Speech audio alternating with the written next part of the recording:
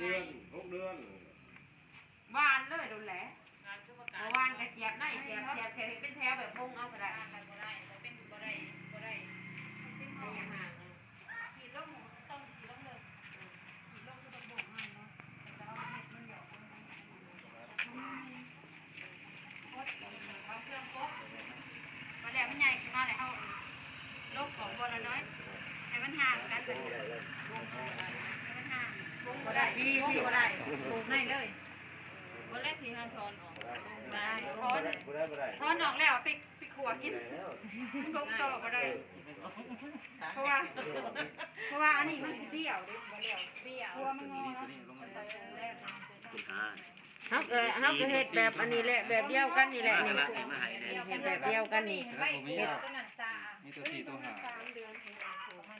อันนี้45วันมันเป็นหัวคล้ายจะได้ของเฮาในสวรรค์เป็นหัวแล้วก็ทุ่มดินนำเพราะว่าหัวมันซี่เป็นเทิงเนาะไอ้ยังบ่ของซี่ว่ามันเป็นเทิงเฮาก็ทุ่มดินตรงให้หัวมันใหญ่นี่อันนี้ยังกันนานพักหันบ่ให้มีเศษหินเศษไม้นานตัวนี้นะหัวมันเสียมันหลีกแล้วมันเป็นแง้มมันมีบางบ่อน่ะเป็นแง้มหัวบ่งามคันมีเศษไม้แข็งๆเศษหินนี่เอง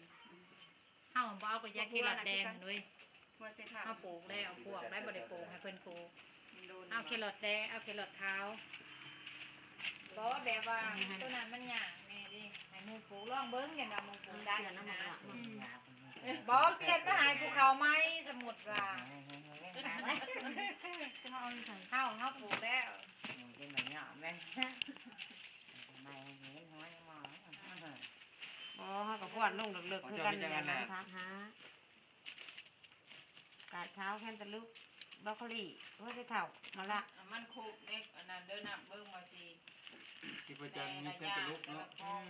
มีผักกาดหน้าบรอกโคลีตัวนี้บ่มีขาวว่าจะเฒ่าบ่มันบ่คู่กันเลยมาละบ่คู่กันไม่มันบ่คู่จับไปทางไหนตัวแดงผักกาดหน้าได้ยังไงมักละมาละว่าจะเฒ่าบรอกโคลีใช้มันละเลยสิเอามาละขี้นกปูเบิ่งโคลี่เนาะจักไหนแปดไหนหรือเก่านะผักกาดหน้าแคนตาลูปบรอกโคลีว่าจะเฒ่าก็มาละว่าจะเฒ่าจะได้หรือบ่ผักกาดหน้าได้แล้วมีแต่บรอกโคลีว่าจะเฒ่าหัวจะเท่าเนาะ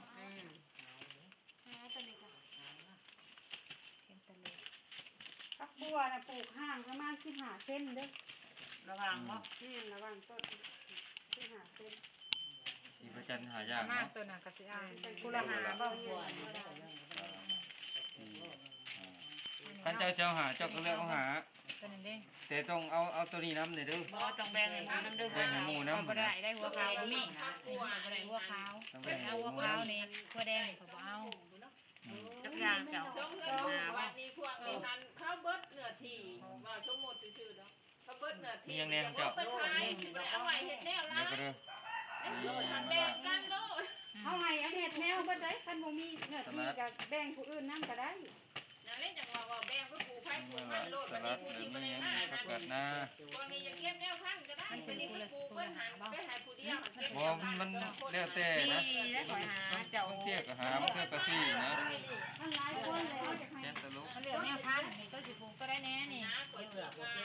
นี่เองทานโตนี่บ่ไหวกันตัวนี้ก็สิเอาบ่ผู้เดียวสิไปเก็บแนวพันธุ์เต็มก็เถื่อนห่มค่ะบ่เอาบ่ว่านี่ได้แต่หาก็สิเอาในยังแน่สลัดบ่มีทีมาเหลือให้เถอะนี่เอาตัวนี้เนาะเถอะเนาะ